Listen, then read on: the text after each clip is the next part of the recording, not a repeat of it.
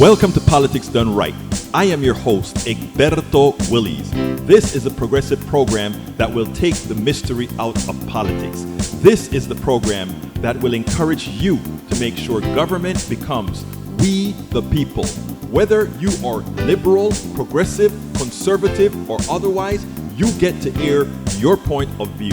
We are an independent media outlet that, unlike mainstream media beholden to corporations, we only owe allegiance to you.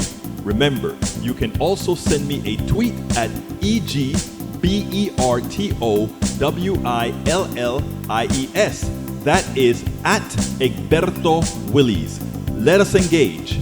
It is Politics Done Right.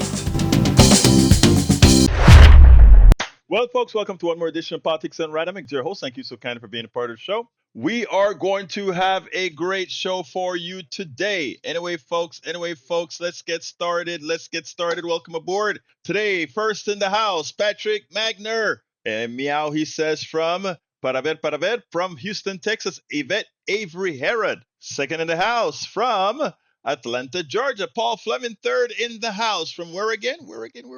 Powder Springs, Georgia. We also have AVQ. AVQ's been a bit busy today, so he came in a little late. Usually he's number one. He came in number 4. Michael Rudden, welcome aboard. Joe is in the house. Joanna from Los Angeles, California. We also have Michael Rudden from Brooklyn, New York. Lee the Bearcat from Austin, Texas. Lee Grant from Montgomery County. May Wood from I think that's Long Beach, California. Maz Maniac. Where are you from, Maz Maniac? He says, hi, y'all. Where are you from, Maz Maniac? Let me know. And in the chat, of course, we missed the first few dozens, but we've got Joe says, you keep me sane. Thank you. I aim to please.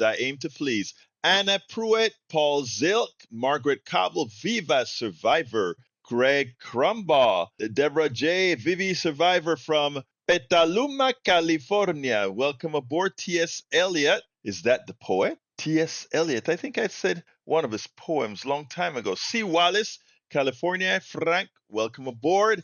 Maz Maniac is from Houston, Texas. Bruce Pollard says, I be here now. He's from Kingwood, Texas. And yep, Maywood, Long Beach. I try not to forget. I was about to say I never forget, but then you guys would catch me because I do forget. Lisa Blair from Atlanta, Georgia as well. Anyway, folks, thank you for being here. We're going to have a great show for you today. I have an interview, a guy going to talk about fascism. Let's go ahead and get that started now before we get into the picture. But look, I think it's imperative for us, all of us now, to be calling our Congress people and calling the White House. We don't want another war. We don't want another Iraq. We don't want that. And let me just tell you something. I think the arguments and the discussions are all wrong. And we allow these guys to dictate the terms. Look, the truth of the matter, and I'll be very honest, and I know some of you won't like what I said, but if the United States has nuclear weapons for their defense, other countries should have the if we are not going to get rid of our nuclear weapons, if America is not going to get rid of their nuclear weapons, I think it's in every country's right for self-defense to have whatever weapons they think is necessary. And the thought that if Iran gets a nuclear bomb, the first thing they're going to do is try to wipe Israel off the map, that is just a defense industrial complex crap. No country is going to really try to use a bomb if they know that means assured destruction. What it means, in my humble opinion, is I think the template for everybody should be North Korea. We think North Korea is a pariah, which they are. Do you see anybody trying to invade North Korea, or they leave them to hell alone?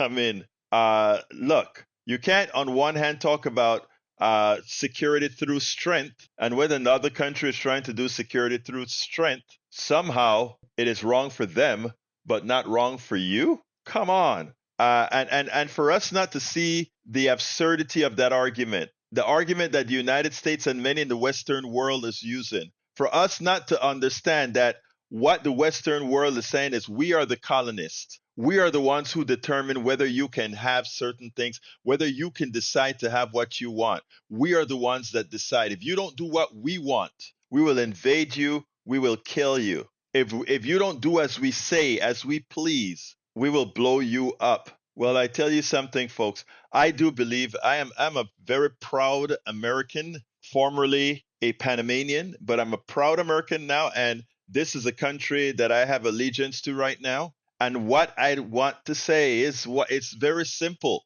I think our safety depends on us being honest. Our safety depends on us being not one who will work in colonization, work on all. I mean, there's so much that we have to do to atone. But this bullying is taking us to oblivion. And the deficit that we have right now and the problems that we have right now, try another war. Try yet another war. Like I said, China is around the world building and assisting other countries, and we are bombing. Please tell me the last play. We are bombing and getting rid of USAID. We're getting rid of the portions of our government that pushes goodwill around the world. The only part of our government that people are seeing right now is the part that bombs people, the part that maims and kills. Who do you think the world is going to gravitate to? Who do you think the world should gravitate to under that scenario? All right, let's start with Anthony David Vernon. Let's go ahead and do that now, and then we'll continue. Welcome to another edition of Politics Done Right. I'm your host. Today, we're honored to have in the house with us David Vernon, Professor David Vernon. He's an adjunct professor of philosophy at St. Thomas University, Miami Gardens, and Miami-Dade College. Today, we are going to discuss some quite interesting subjects. Specifically, we're going to discuss fascism. David, welcome to Politics Done Right. How are you doing today? Thank you for having me on, sir. Well, yeah, go ahead. Oh, no. I just think that, talking about fascism is quite important right now, giving its media coverage. While there is still a lot of skepticism about American fascism, I want to, I guess, dispel certain skepticisms, not like as a yay sort of thing, but in the most unfortunate sense. So I use my position as a philosopher to talk about the emergence of ideas in our contemporary time. Well, let's start first with the true definition of fascism. How do you define fascism? So I define fascism based upon how Benito Mussolini wrote about it, the individual who formulated the idea of fascism. And if you read his text, The Doctrine of Fascism, the best way you can pull a definition out of that, it is hyper-nationalism or ultra-nationalism by any means necessary. And when you say by any means necessary, meaning both from the governmental point of view as well as from the corporate point of view? Yeah, anything. It is also mentioned towards the end of the Doctrine of Fascism that for the fascist, both imperialism and non-imperialism is valid. So we're talking any means necessary, truths, lies, governments, corporations, invasion, non-invasion, anything is up for sale as long as it, quote unquote, benefits the nation. I think that is important because I think what you're actually saying as well, and tell me if I'm reading you right, is that the economic system doesn't matter. It's whatever works. The social justice system doesn't matter. Whatever works. No matter what, the fascism can fall under any particular economic or socioeconomic system that you so choose. It could. It just so happens that historically it has always fallen under capitalist systems, right? And that's not necessarily an accident because there are some benefits offered by the capitalist system, such as mass resource production. And fascists tend to like to be imperialists. And so having mass resource production is useful for war. So it isn't a accident that fascism has always found itself under capitalist systems. However, it is not a necessary function of capitalism. In theory, you could, have a fascist social democracy is certainly something that is not impossible, but hasn't been seen yet. Well, interestingly, I can understand why it's also easy under capitalism, because while we are usually sold a bag of fallacies that capitalism is dependent on democracy, the fact is that the core of capitalism, which is the corporation proper, is one of the furthest things away from democracy, something that I actually call the fermenters of antiseptic slavery. Your thoughts on that? Yeah, I mean, I'm personally a social democrat, so I do see the very obvious problems with like full laissez-faire capitalism and how it's not necessarily a democratic system. So yeah, it is definitely one of those things where you cannot have pure capitalism, just unrelenting and in a sense, unchecked. And so, in this sense, though, right, what fascism does, it'll want to make as many tools as possible at its disposal unchecked so it can go about its national competitive advantages. And those national competitive advantages are, having one's nation rank above all others at all costs. Now, one nation ranked over others. Now, we hear Donald Trump always talking about America first, America first, America first. Now, it also seems to me like for a successful fascist state, and notice I didn't say a fascist state, I said a successful fascist state to exist, you also need a competent fascist leader, something that it seems Donald Trump is failing miserably at. So help me out there. Not necessarily. I mean, fascism always comes with a level of incompetency because it cares about loyalty. As Benito Mussolini writes, the nation is not the majority. A really good example of this is Batista in Cuba, right? In Batista's regime, right, he hired a lot of loyalists, and a lot of these loyalists were, well, morons, right? They were just kind of like strongmen, morons and bullies, right? They weren't necessarily the best people for any, given job. And the thing that kept Batista's, power going is that the U.S. was complicit. It wasn't like, yay, we're happy that he's here. John F. Kennedy spoke against him, but it was still like not enough of a problem. And so in this, though, right, we actually do see a lot of incompetencies in fascism. Yes, there are individuals who partake in fascism that are unfortunately intelligent and help in that regard. We can see this in many individuals in Adolf Hitler's circles, despite being weird cultists. Many of them were quite competent generals and economic administrators. And so, yeah, fascism doesn't have to be competent to even be successful. Let me hit the point again, because I agree with everything that you've said. I don't know if you necessarily see where I was going with my question, and that was, I think Mussolini was a very competent guy. Now, the people that become loyalists, inherent to become a cultist or a loyalist means that you have to have some level of incompetency because, again, you don't have faith in yourself to be able to be just this type of loyalist. We can also look at, let's say, look at Hitler. And it's dangerous anytime you're talking about Hitler. But I think Hitler was a fairly competent guy. I think if he had made certain moves, we may be living in extended Germany right now. But he just kind of bit off more than he could take too fast. And correct me if you see a flaw in that. In what I just rather said. than going about historical speculation, the question here is, okay, how can American contemporary fascism be successful when its strongman is such a bumbling fool?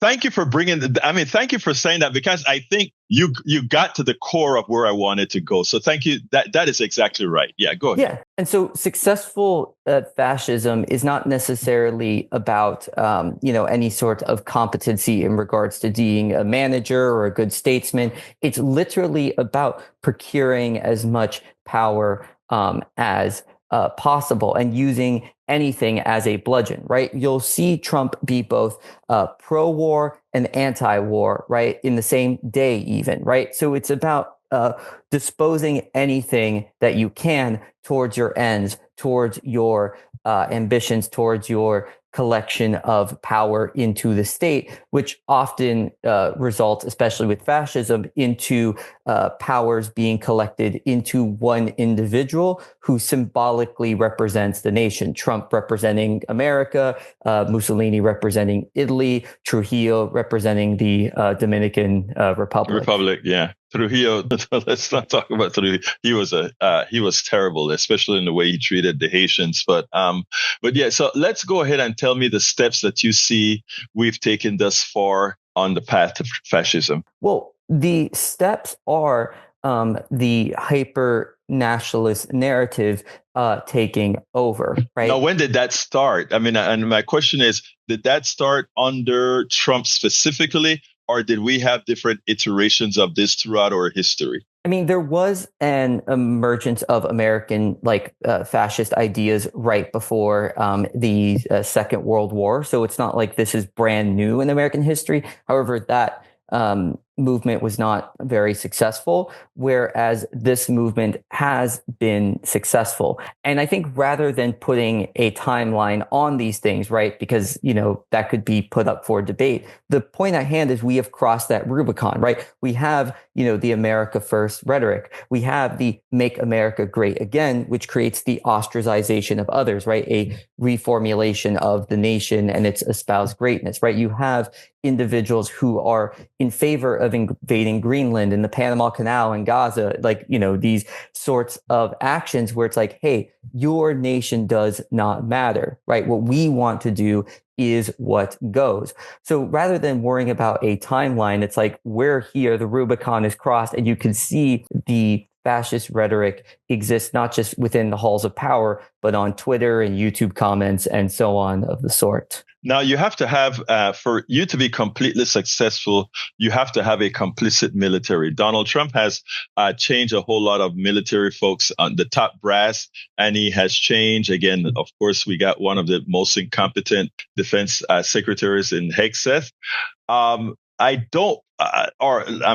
should ask you, do you think as far as the military brass is concerned, the part which is the largest part that Donald Trump doesn't yet control, do you think they would take orders to go against the community if necessary, the populace if necessary? At the end of the day, I cannot speculate on individuals' personal psychology, but obviously it is worrying when that sort of rhetoric even comes up, right? When you have, during the Black Lives Matter protests, right, where you even have him even hinting at the idea of shooting protesters in the leg, right? Mm-hmm. That is, the type of rhetoric that could go downhill, especially when you have about 25% of Americans with full certainty on board. And so the concern at hand is I cannot read someone's psychology, but the more these rhetorics get put out and the more people take on to them, the more likely that a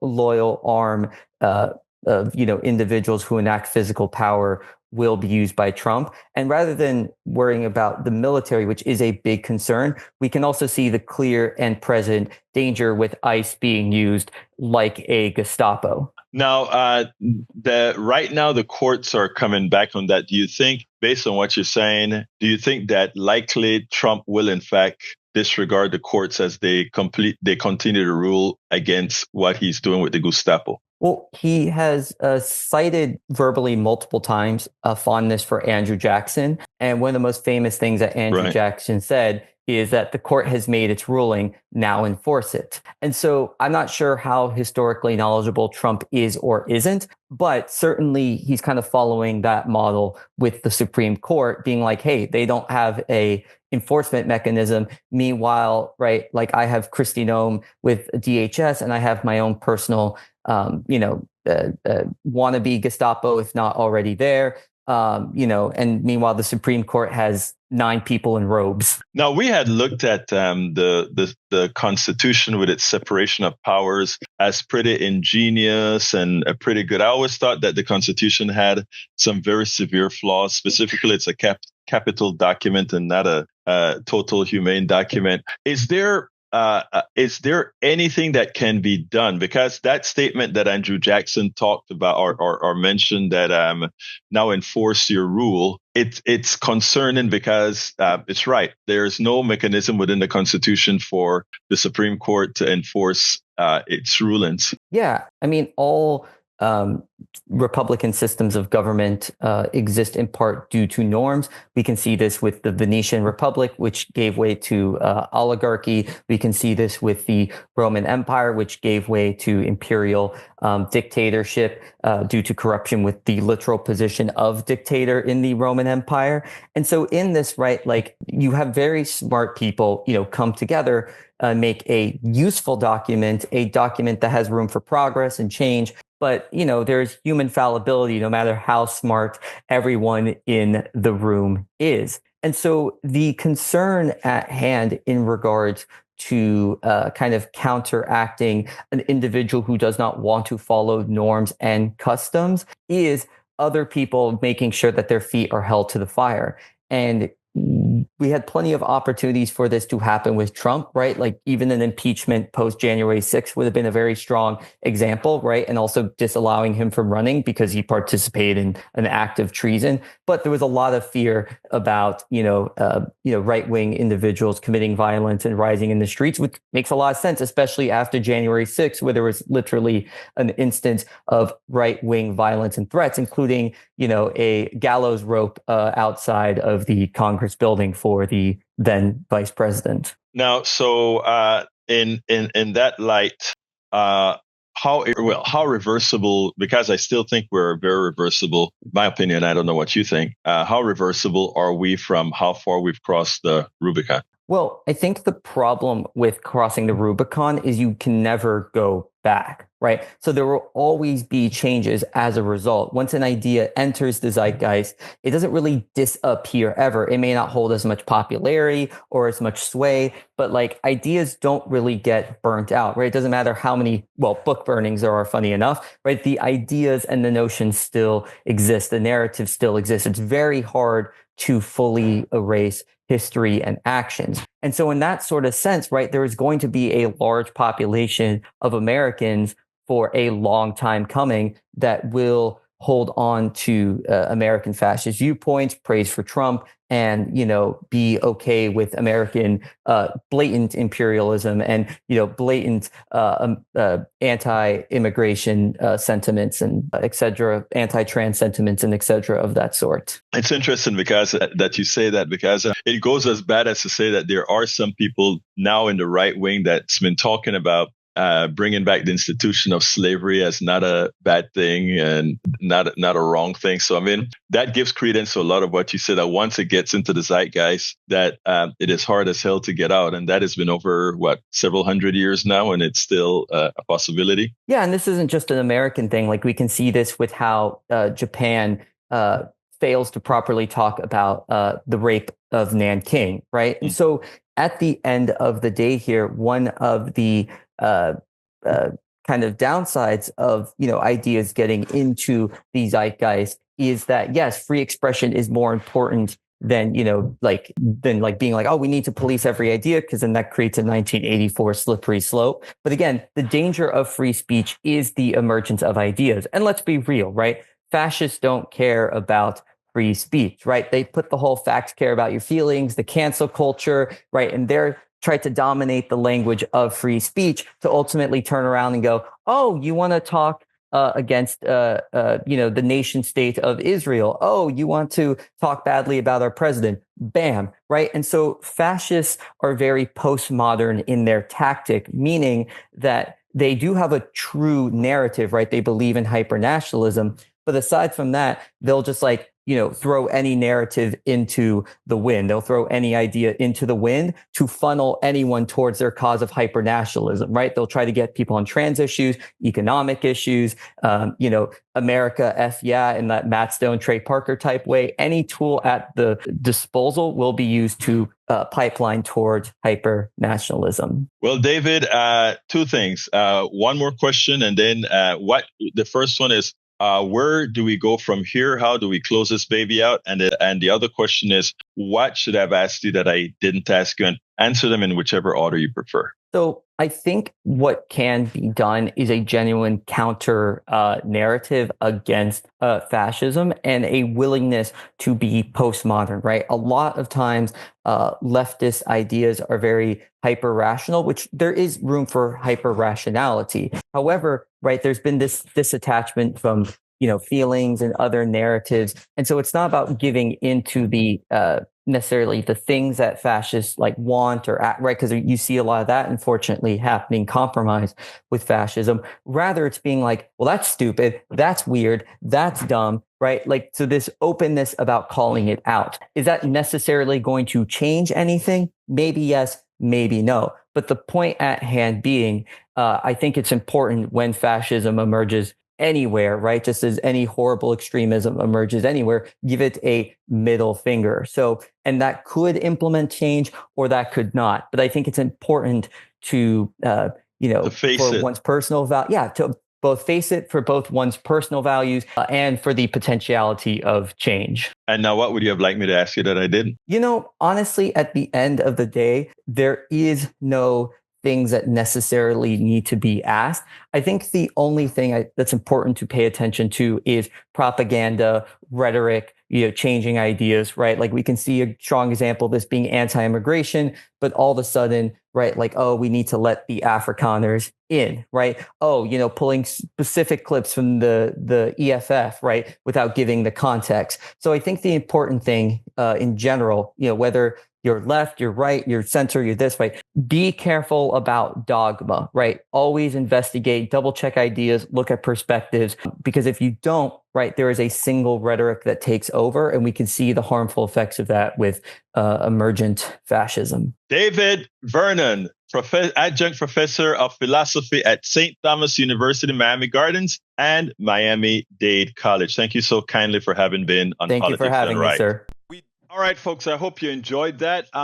Let's see. I saw a comment that I wanted to BRICS will break the USA on Iran. I think, look, there are a lot of countries waiting on the wings for the demise of America. That isn't something we should be happy about, proud about, or anything of that sort. We all love America, of what America can be, what America can grow up to be. We love that. But brothers and sisters, we are in a bad place. We have elected evil people. We have supported. One of the main problems that we have is we have allowed our education system to be so bad in geography, history, world politics, etc. We are great on the sciences in college, not for the average student, but in really understanding and learning, we're not. Anyway, before I go back to any of the chat stuff, thank you, Do You Live. Great interview, he says. An independent voter one says there are other Substack creators reporting that the administration is not talking consulting with Hegseth. Right, Hegseth and the DNI secretary, they are both on the SHIT list right now. So they were only put there for two reasons. You have to remember this. Tulsi Gabbard was put there as Donald Trump's Russian, as a buffer for Russia because she's pretty pro-Russian. So that was his buffer. So that's why she's there. And we also have Hegseth because he's a mouthpiece for whatever lie Donald Trump is going to effect as a leader. But what I want to do is I want to play the Medicare piece that I did this morning. I cleaned it up very well because I think this is something that for those of you who are retirees or will become retirees soon, I think it's important that you understand this. For those of you who are not even close to retirement, I think what is important is for you to join the fight for Medicare for all. Now, again, Medicare for all is not just for us, the regular folk, but for retirees, for everybody. So let's go ahead and play this piece, and then we'll take it on the other side. I think I think I cleaned it up well that it really gives a message I wanted to give. Here it goes. The New York court ruling will force retired workers into privatized for-profit Medicare plans. What it is, let me start it this way. New York State's highest court on Wednesday ruled against city retirees who had sought to block an effort by Mayor Eric Adams' administration to move them onto a for-profit privatized Medicare Advantage plan. In a unanimous decision, New York Court of Appeals Judge Shirley Troutman wrote that petitioners in the case are not entitled to promissory estoppel, cause of action, the argument that the retirees throughout their employment with the city were promised traditional Medicare benefits when they retired. According to Gothamist, the court also ruled that retirees did not have a legally binding promise from the city that their coverage would remain unchanged. The Wednesday ruling overruled a state Supreme Court judge's decision that had prevented the Adams administration from making the switch, though the Court of Appeals said there were still issues in the case that should be sent back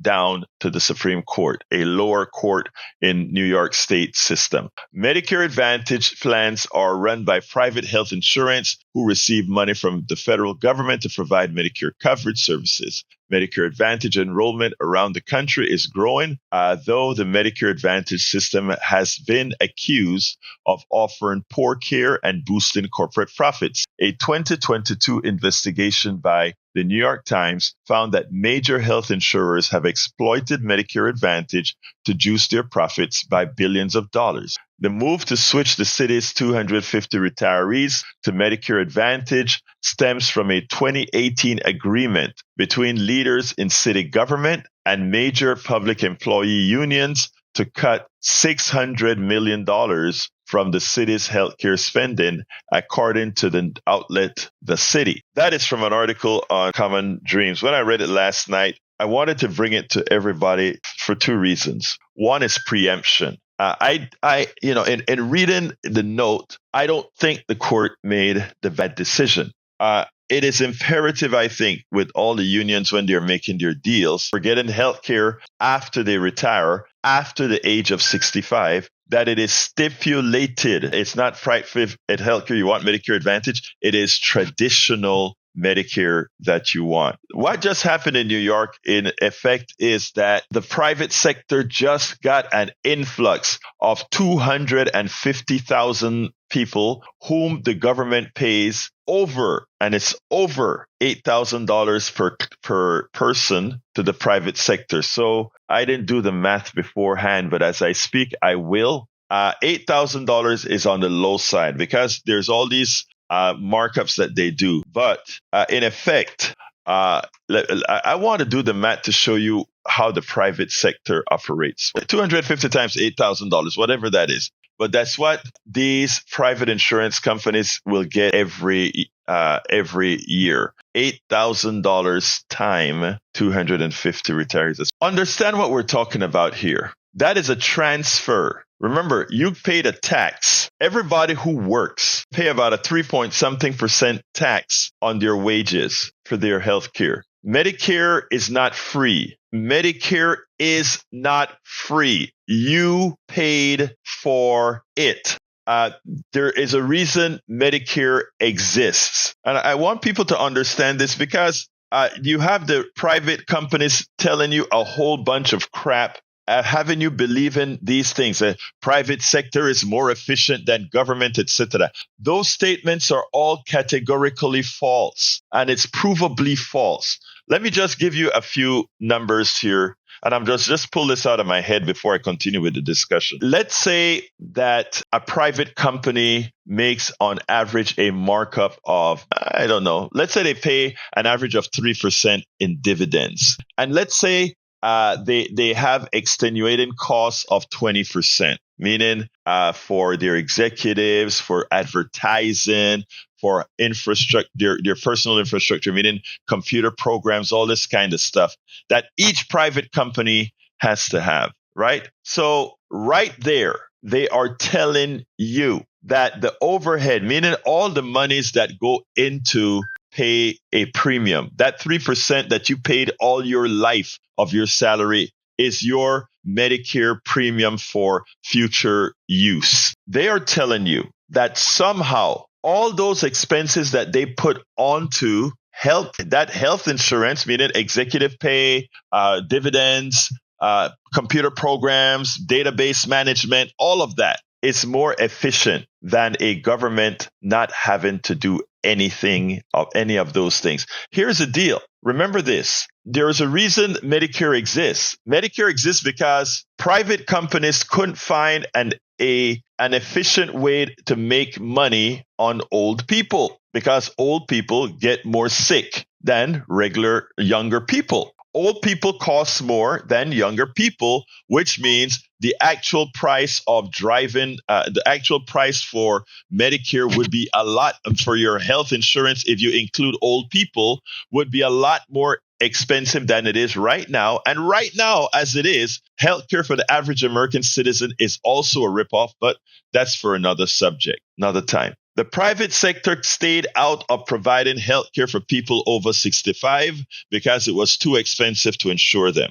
So the government created a plan to do it. And that plan was to create an insurance policy that everybody pays into. Todos nosotros tenemos que para el Medicare. We all have to pay for Medicare when we work, which is 3% of our salaries, is 3% of our capital gains, is 3% of whatever we make. Good thing, good deal. We pay for it. It's not free. Now, after years of the government collecting your 3% and paying the healthcare bill, which means the hospitals simply bill Medicare, the doctors simply bill Medicare, the drug companies or whatever, with the D bills Medicare. That was cool. The private healthcare says, now that the government collects so much money for old people, let's see if we can pay off some senators and Congress people to get into the game. So they get into the game. And now they tell the government, let's see, how much are they collecting in the aggregate for old people per person if we take a look at everybody paying 3% in insurance?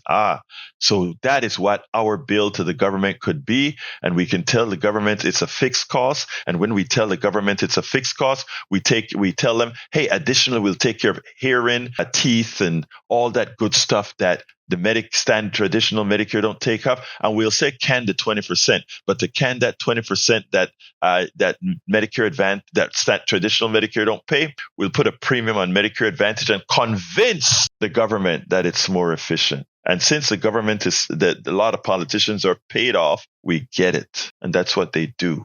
We get it. And that's how Medicare Advantage came to be the biggest ripoff scam there is. It provides no better service. In fact, it limits service. I have callers that call in all the time and say, I love my Medicare Advantage. And I understand why. You love your Medicare Advantage while the particular Medicare Advantage plan that you're on is solvent until it is not. And then they either eliminate it or start to charge you or start to deny the services. There's no winners. The only winner whenever you have private insurance is the private insurance company. It is never you. It is absolutely never you. So for retirees in unions, what you have to do is ensure that your union stipulates, because this is what caught the people here in New York.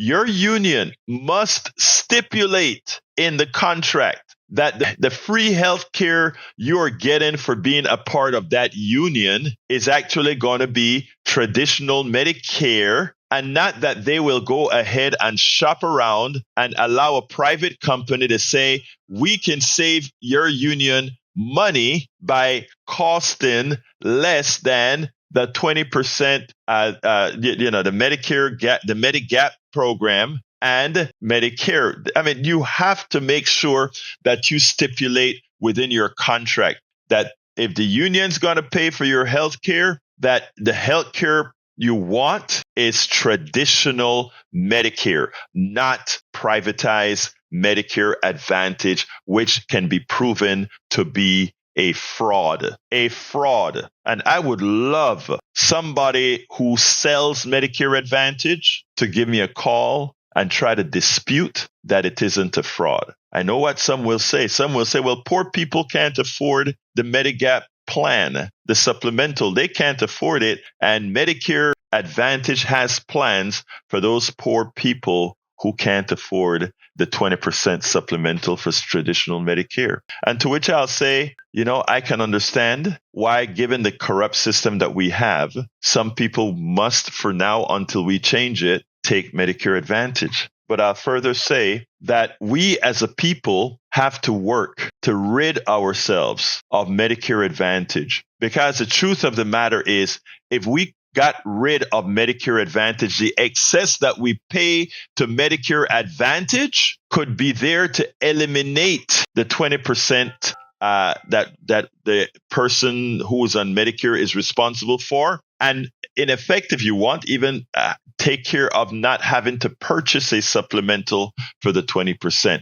We would have an all-encompassing, true Medicare program that covers all elderly Americans, meaning Americans over 65 years old. The truth of the matter is what we want is Medicare for all, which covers not just the elderly, but all Americans. And if we do, look, the truth of the matter is the following. I would be willing to say that most Americans would be willing to say our working tax for Medicaid to have health care for all, 5% on everybody's, and also make sure that Social Security, everybody pays full Social Security on all their income. AARP is no longer the friend of retired people. I can just say that. They are selling, they have sold out many a times to Medicare Advantage. AARP should have nothing to do with Medicare Advantage. They should never sell Medicare Advantage. Ever, ever,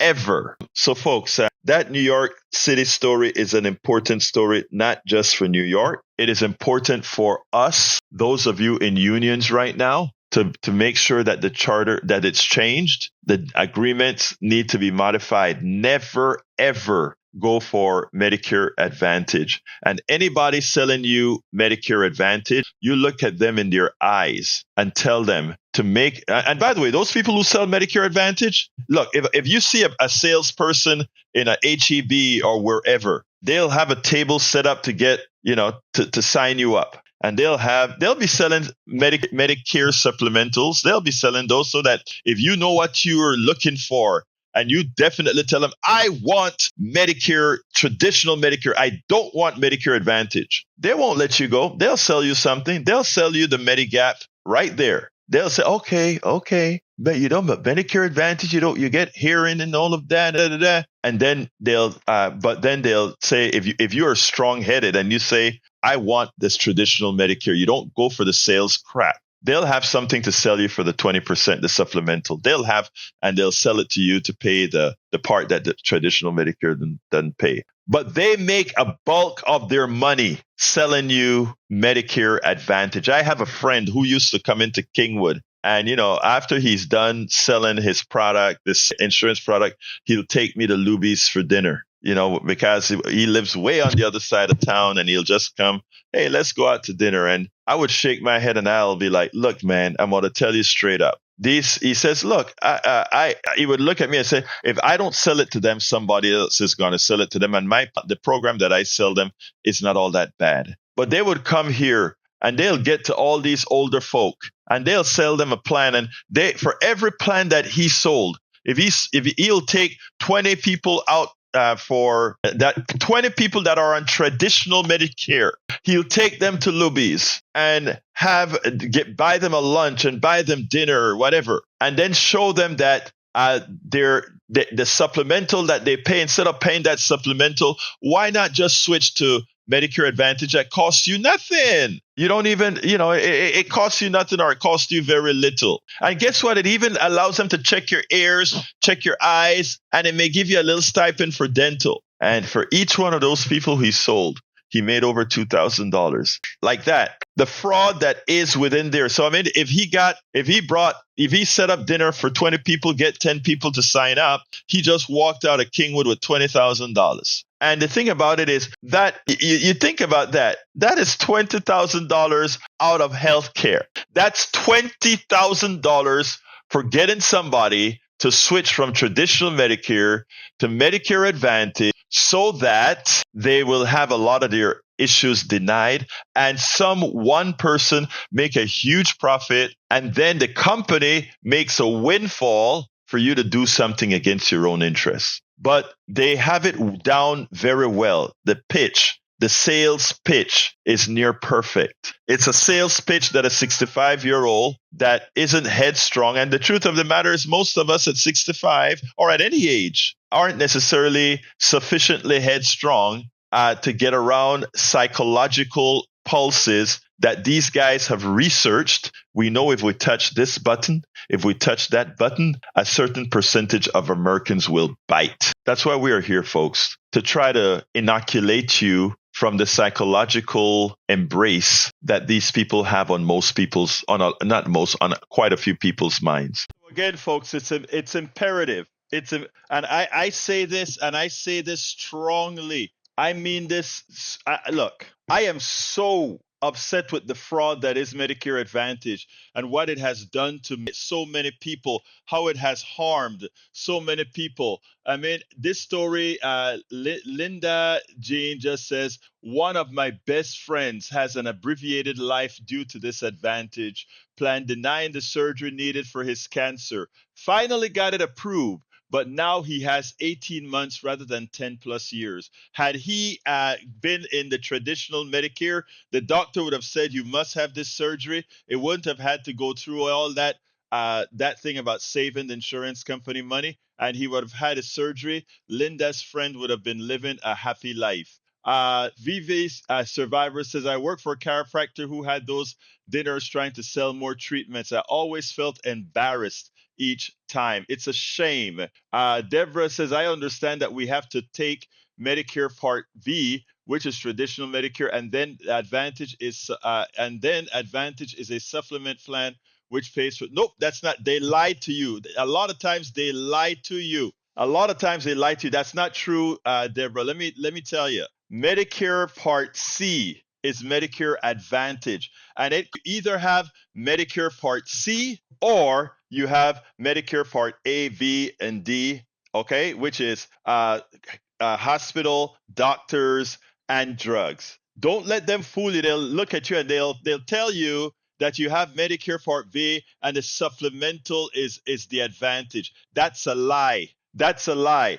The Medicare Part C is a full private Medicare. Well, it's not Medicare. It's a full private insurance for older people. Nothing more. Nothing more. Part A, Part B, Part D, or you should get Part A, Part B, and Part D. And the 20% that is not covered is do you lie? My brother, call in right now. My brother, do you lie? Call in. Let's talk about it. I'll put it up on the screen right now. Everything that I just told is an absolute statement of fact. Let's not mislead my audience here. We do not mislead our audience here. Folks, I want you to know for a fact, there are some people that, because of financial reasons and how Medicare works, will have to take Medicare Advantage. Our government has screwed us so much so that some people, because of the way the system works, for having no premium, take Medicare Advantage. But for a vast majority, do not take Medicare Advantage. Take Medicare Advantage and buy the Medigap. Buy the supplemental. That is what you should do. Because with Medicare, as our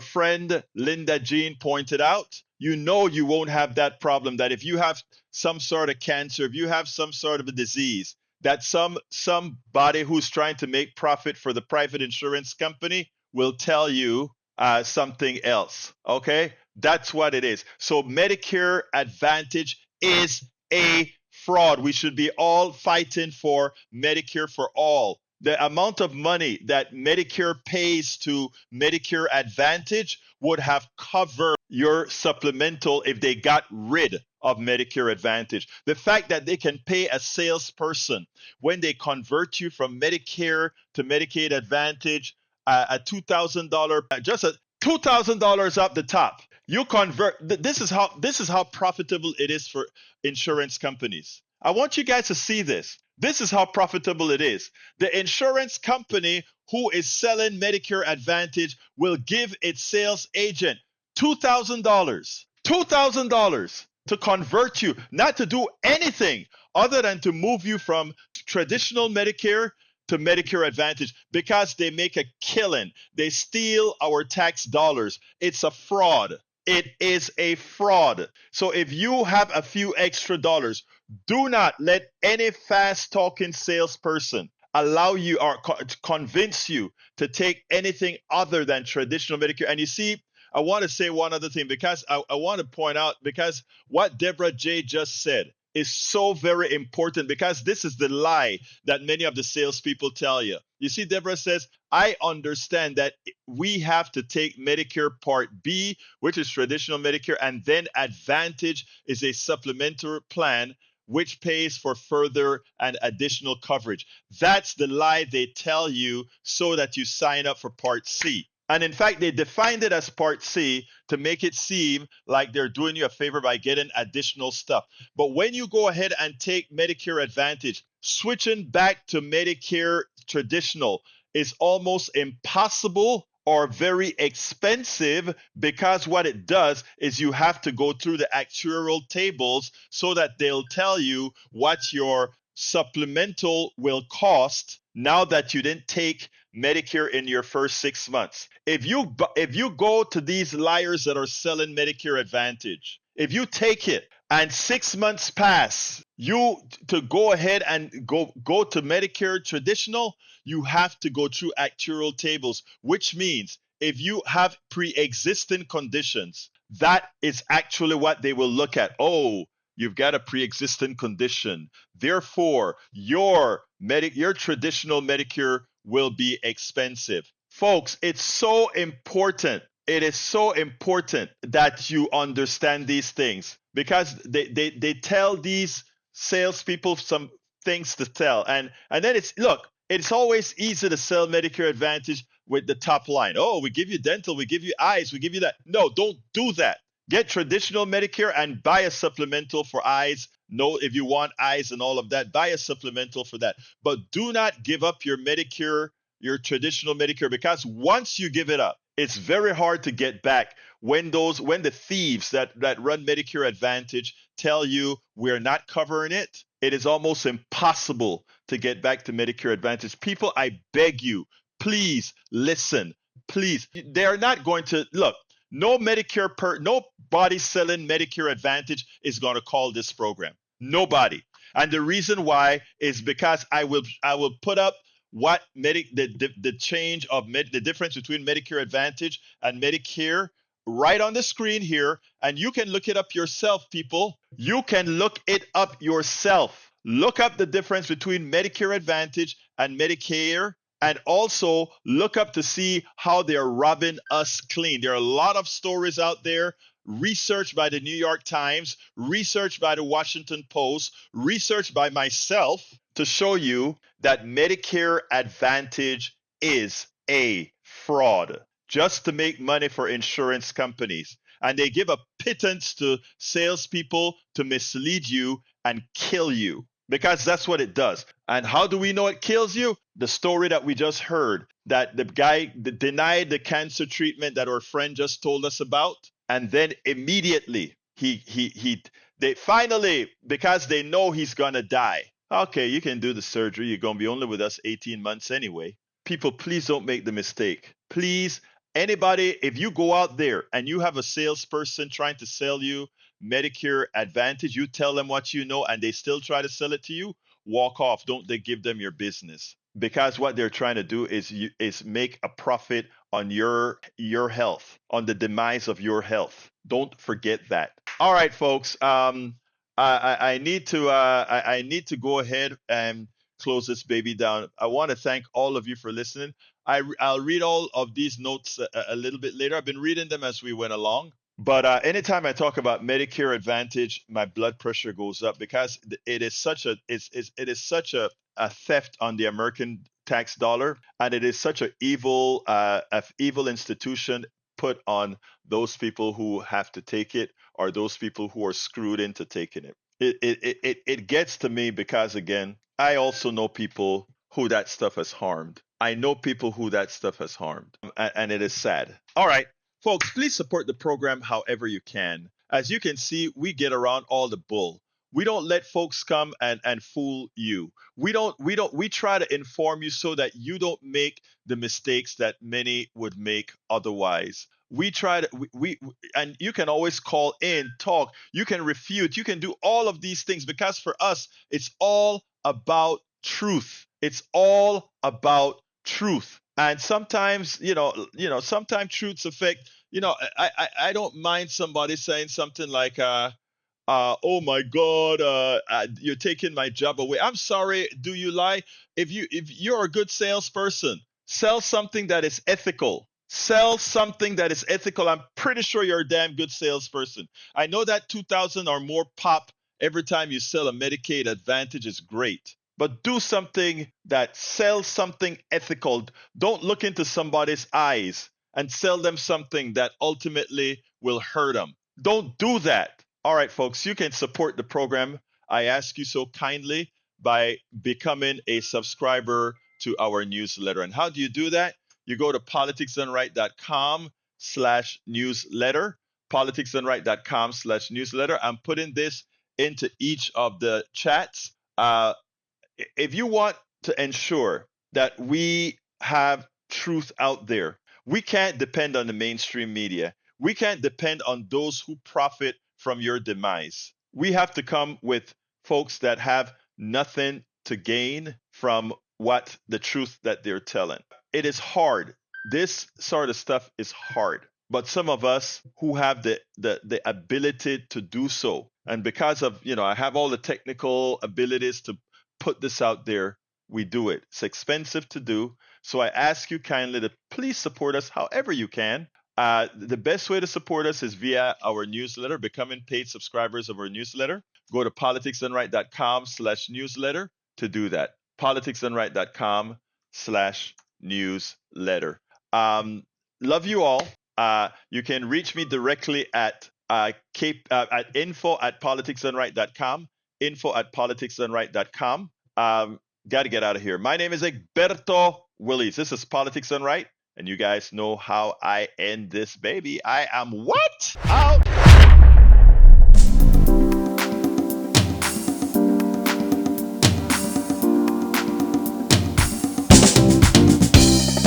Welcome to Politics Done Right. I am your host, Egberto Willies. This is a progressive program that will take the mystery out of politics. This is the program that will encourage you to make sure government becomes we the people.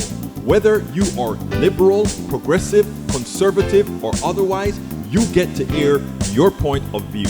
We are an independent media outlet that, unlike mainstream media beholden to corporations, we only owe allegiance to you. Remember, you can also send me a tweet at EGBERTOWILLIES. That is at Egberto Willies. Let us engage. It is Politics Done Right.